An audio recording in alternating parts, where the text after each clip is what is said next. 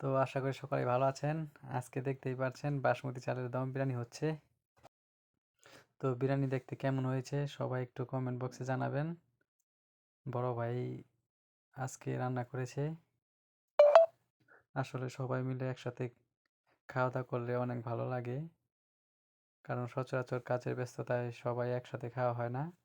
তো বন্ধের দিনে এভাবে একসাথে খেতে পারাটা আসলে অনেক ভালো লাগে।